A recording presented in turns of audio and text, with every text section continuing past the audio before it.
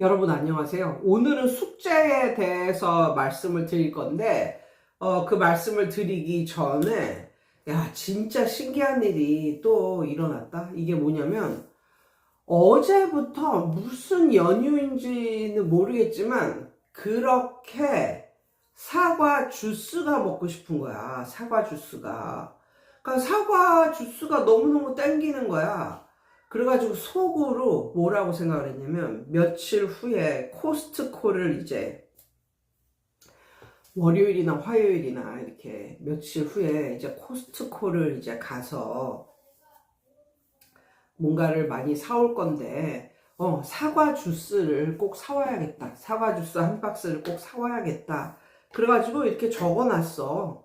이렇게 적어놨어. 저는 한 달에 한 번 정도 날을 잡아서 코스트코를 가가지고 엄청 사오거든요. 근데 거기가 우리 집에서 좀 멀어서 자주 가지는 못해. 자주 갈 만한 곳은 아니야. 한 달에 한 번 정도 가서 왕창 사오죠. 아무튼. 그래서 아무튼 그렇게 사과 주스가 먹고 싶어가지고 그걸 써놨어. 코스트코에 가면 사과 주스 한 박스를 사오리라. 이렇게 그냥 써놨어. 아무한테 얘기한 사람도 없고, 나 이외에는 내 마음을 몰라. 아무도 몰라. 남편한테도 얘기를 안 했어.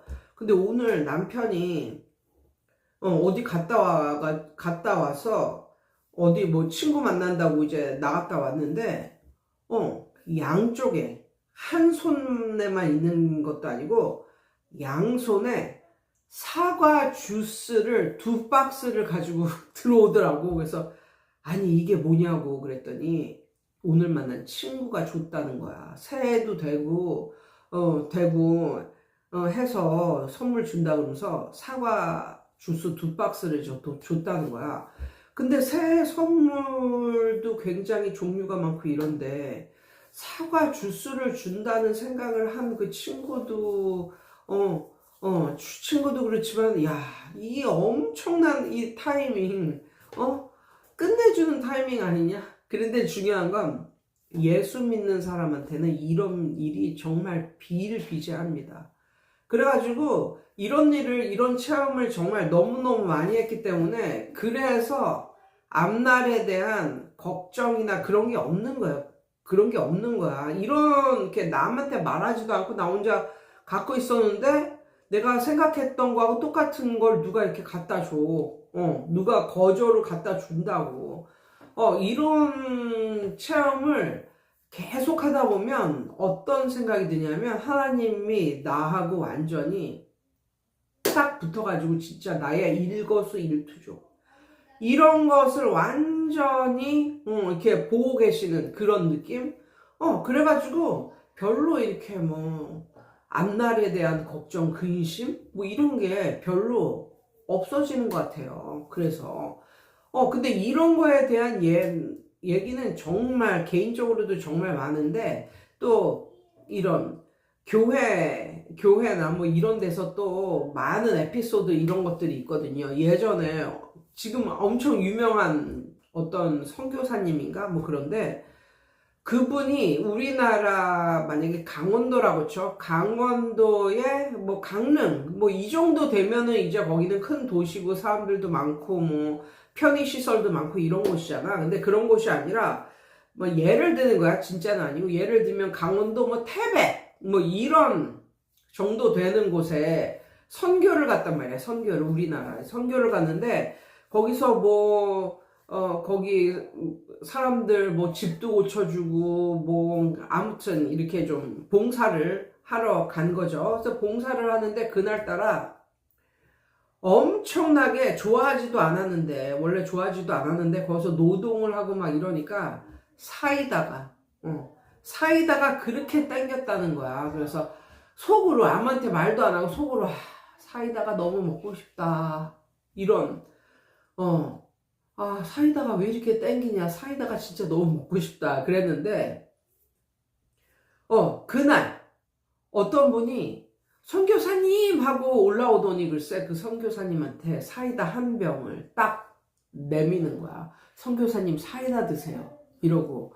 그러니까 그 선교사님이 또 깜짝 놀라가지고, 아니, 내가 그렇게 사이다를 원했지만, 여기, 완전히, 응? 완전히 뭐 그런 편의시설도 아무것도 없는 그냥 완전히 시골 촌구석에서 사이다를 어떻게 먹나 해가지고 그냥 생각만 하고 있었는데 그 어떤 분이 사이다를 딜리버리 해준 거잖아.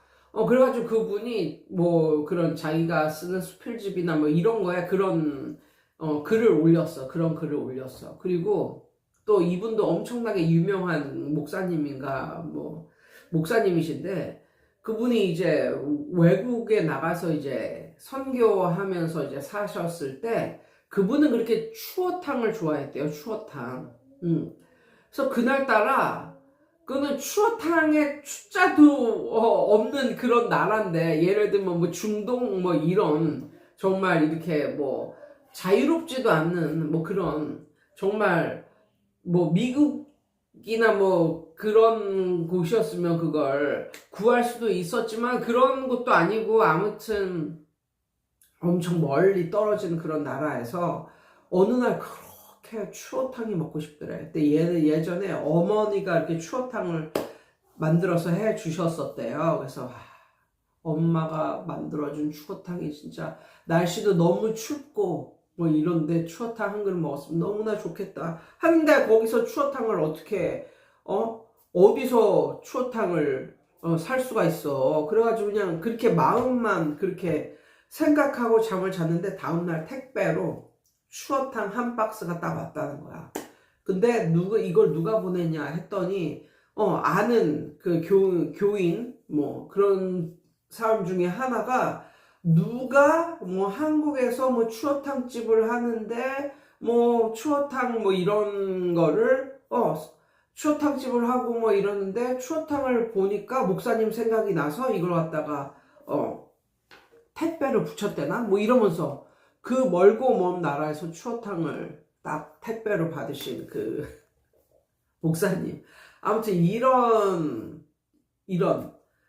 체험을 하고 나면 정말 뭐 돈이 많건 적건 뭐 능력이 있건 없건 관계없이 정말 미래에 대한 걱정은 정말 하나도 안 하게 되는 요런 체험을 하고 살고 있거든요.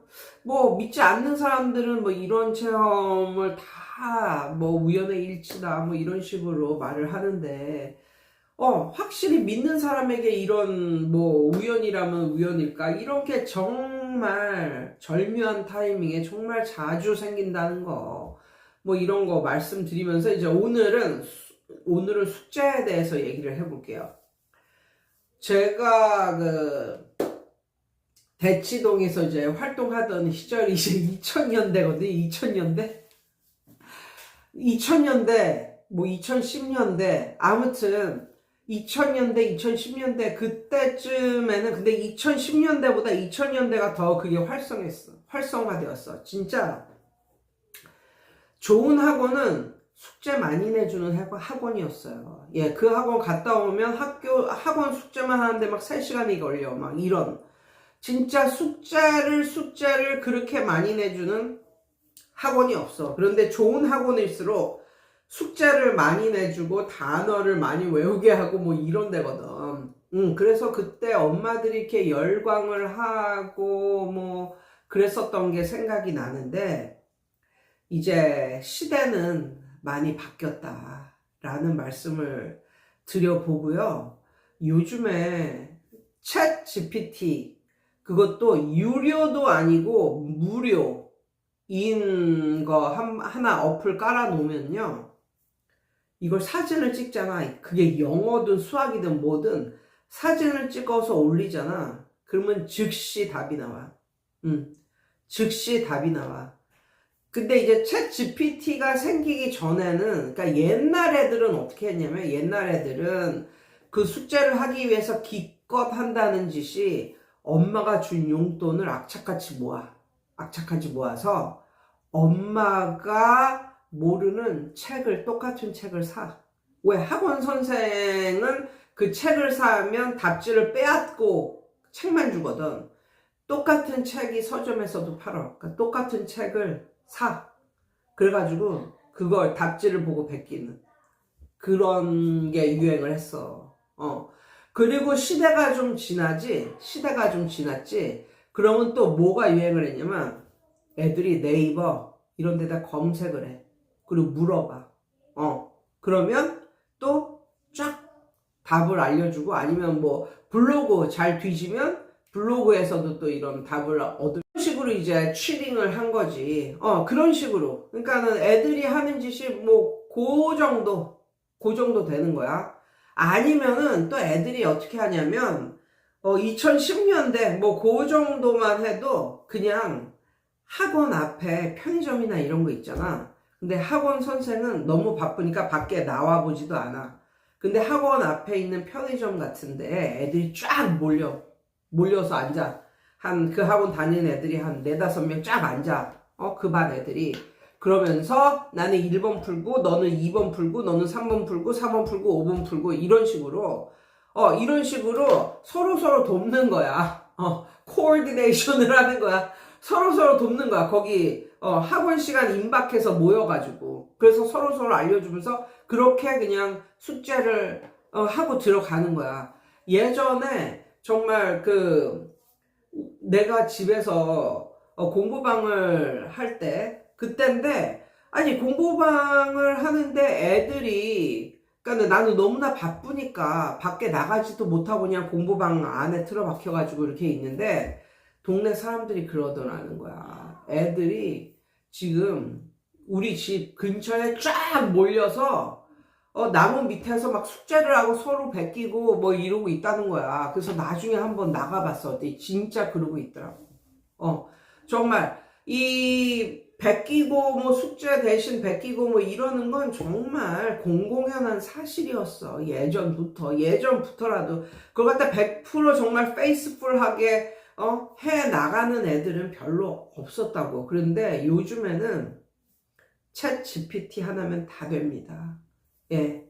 이렇기 때문에, 그리고 요즘에는 초등학생들까지도 그래 뭐 숙제를 내주고 막 쪼이고 그러면 해올지 모르겠지만, 중학교 올라가잖아요. 정말 수행평가가 정말 너무너무 애들을 옥죄요. 진짜 수행평가 때문에 애들 보면 너무 불쌍할 지경이야. 밤에 잠도 못 자고 그 수행평가를 하는데, 그게 시험 보기 2주 전까지도 수행평가를 하느라고 애들이 공부를 못할 지경이야. 그런데 그런 상황을 잘 모르는 선생님들이 옛날처럼 숙제를 많이 내주면은 좋은 선생인 줄 알고 이렇게 숙제를 많이 내주고 그러는데, 그걸 애들이 정말 페이스풀하게 정말 해오는지, 그거는 정말 퍼센티지로 따지면 한 10%나 될까? 네. 이 정도로 생각을 하고 있어요. 진짜 가지각색의 방법으로 그렇게 이제 숙제를 해대는데, 그렇게 해대는 숙제가 뭐 그런 의미가 있겠니? 그런 애들한테. 그래서 저는, 그러니까 중학생 애들이 그런 삶을 보면 숙제를 많이 내줄 수가 없다니까. 그리고 뭐 끼케야 뭐 초등학생 애들한테 숙제를 뭐 내주겠지만, 그러니까 숙제가 애들한테 크게 도움이 안 된다는 생각을 예전부터 했어요. 그래가지고 숙제는 단어 외우기 이외에는 별로, 그래 뭐 독해 한 장 정도, 단어 외우기 정도, 그래 뭐 듣기 정도, 이것도 너무 많나? 그렇게 원하면, 그러니까 부모님과 아이가 원하면 그렇게 내준다. 그렇지만 그것조차 안 원하면 그냥 단어 외워오기, 그게 숙제의 거의 전부라고 그렇게 했고, 그 대신 애들을 좀 남들이 부르는 것보다는 좀 자주 부르는, 요런 느낌, 일주일에 뭐 3번 이상 오게 하는 뭐 요런 느낌으로 애들을 이제 가르쳤고, 그래서 그러니까 숙제에 대해서 오늘은 말씀을 드리는 건데, 그렇게 숙제가 효과적이다 이런 걸 느끼지 않게 됐어요. 점점. 그래가지고 이제는 이 숙제를 이렇게 뭔가를 풀고 막 해오고 뭐 이런 거보다는 머리에 넣어와라. 차라리 네 머리에 넣어와라. 그래서 그걸 체크를 하는 거야. 그러니까 예를 들면 듣기 숙제로 치면 이걸 풀잖아. 이거를 풀고 딕테이션을 시키잖아. 근데 딕테이션이 큰 의미가 없다. 손만 아프다. 그거 베껴가지고 오느라고 얼마나 손이 아프겠어. 물론 뭐 100% 페이스풀하게 해오는 애들도 있겠지만, 아무튼 그렇게 생각을 해서 저는 그 듣기 숙제는 차라리 듣기를 학원에서 하고, 그 중요한 표현 있잖아요. 그 듣기를 뭐 만약에 뭐 20문제를 딱 푼다 그러면 뭐 딱 학원에서 실시간으로 이렇게 풀어버리니까 애들의 성적이 정확히 나오죠. 정확히 20개 중에 몇 개 틀렸냐 뭐 이런 식으로 정확히 나오고, 아니면 10개 중에 몇 개 틀렸냐 정확히 나오고, 그 속에 있는 구어체적인 표현 그거를 구두로 외워오게 합니다. 그래서 다음에 올 때는 그걸 쓰는 시험이 아니고 구두로, 뭐 백화점 하면 애는 디파트먼트 스토어 뭐 이런 식으로 말하게 이렇게 구두로 이렇게 외워오게 시켜요. 익스프레션을, 그 듣기에 나오는 익스프레션을. 그래서 요즘에는 이렇게 뭘 해오고 이거보다는 차라리 네 머릿속에 담아와라, 뭐 요런 느낌. 요런 느낌으로 하고, 독해도 아이들의 삶을 잘 모르는 선생님들이 이 독해 밑에 해석해오고 해석 써오게 하고 이거 시키는 거예요. 얼마나 손 아프겠어. 그리고 뭐 읽고 나서 내용이 이해가 되면 되는 거지 그걸 꼭 해석을 해야겠냐고. 아무튼 근데 이제 이런 경우가 있다고. 독해 숙제를 시키긴 하는데 해오면 무조건 100점이야. 무조건 100점이라도. 챗 GPT 갖다가 들이대면 다 나와. 답이. 무조건 100점이야. 그래가지고 나는 이렇게 독해 숙제를 내주긴 하지만 간간히 여기서도 풀려. 여기서도 풀려. 그래가지고 숙제는 항상 100점 맞는데 여기서 푸는 건 한두 개 틀린다, 두세 개 틀린다. 이거는 문제가 있는 거야. 이거는 문제가 있는 거야. 그래서 딱 시간 딱 해놓고 3분 안에 뭐 읽고 풀어라, 뭐 4분 안에 읽고 풀어라, 이런 걸 좀 해. 그리고 숙제에 그렇게 큰 비중을 두지 않고 숙제 해온 것과 여기서 푸는 게 딱 정확히 일치했을 때, 아 얘는 실력이 올랐구나, 그때 그거를 인정해줘. 아무튼 그리고 지금 숙제를 많이 내주면요, 엄마들은 좋아하는 엄마들이 있어. 엄마들은 좋아하는 엄마들이 있어. 그리고 아이도 뭐 별 컴플레인 안 하고 그냥 묵묵히 있는 애들이 있어. 그리고 선생님들이 신나서 숙제 내주거든요. 근데 나중에는 아이가 끝내는 버겁다, 숙제가 너무 많다라는 말을 엄마한테 해. 그러면 엄마도 숙제 많은 걸 좋아하지만 요즘에 다 외동에다가 뭐 엄청 귀하게 키우잖아. 그러니까 엄마도 어쩔 수가 없는 거야. 애가 숙제가 너무 많아서 너무 힘들어서 못하겠다 뭐 이런 식으로 하면은 엄마도 어쩔 수가 없는 거야. 그래서 끊는 거야. 그래서 숙제 이게 애들한테 그렇게 많은 도움이 되지도 않고 좀 그렇다. 차라리 만약에 진짜 뭐 애들을 정말 많이 성적을 올리고 싶고 만약에 막 그러면 차라리 한 번씩 특강을 해줘라. 특강을. 토요 특강이라든가 이런 게 아예 좀 그게 좀 낫지 않나. 그리고 시대는 많이 변했다. 예, 아무튼 시대는 많이 변했다. 요런 말씀을 드리고, 시대에 맞게 좀 이렇게 좀 같이 이렇게 흘러가는 그런 것도 약간은 필요하다. 예, 약간은 필요하다. 뭐 요런 말씀을 드려보고요. 그리고 예전에는 진짜 문법이 엄청나게 중요했어. 예전에 진짜 뭐 시험 보면은 문법이 막 절반 이상 나오고 막 이랬단 말이야. 근데 요즘은 안 그렇다니까. 문법이 거의 안 나와요. 거의. 내용에 대해서 나오고 뭐 내용에 대해서 나오고, 뭐, 문장 배열, 뭐, 아니면 가로 안에 뭐 들어가나, 아무튼 그런 계통, 어휘에 대한 내용, 뭐, 이런 게 나오지, 문법이 그렇게 많은 비중을 차지하질 않아요. 어떤 시험에서든지 10% 이상을 차지하지 않는 것 같아. 그런데 그런 속에서 불구하고 엄청나게 문법을 가르치고, 문법 비중이 엄청 많고, 독해 비중 적고, 듣기는 아예 안 하고, 말하기는 시작도 안 하고, 이런 거는 약간 문제가 있지 않을까. 그래서 시대가 변한 만큼 그거에 좀 따라서 좀, 뭐가 요즘에는 강조되고 있는지, 뭐, 요런 것도 좀, 살펴볼 필요가 있다. 뭐, 이런 말씀을 드립니다. 아, 오늘따라 이렇게 아파트 뭐, 이렇게 저런 게 나와. 아, 짜증나네요. 아무튼, 여러분, 오늘도 승리하세요.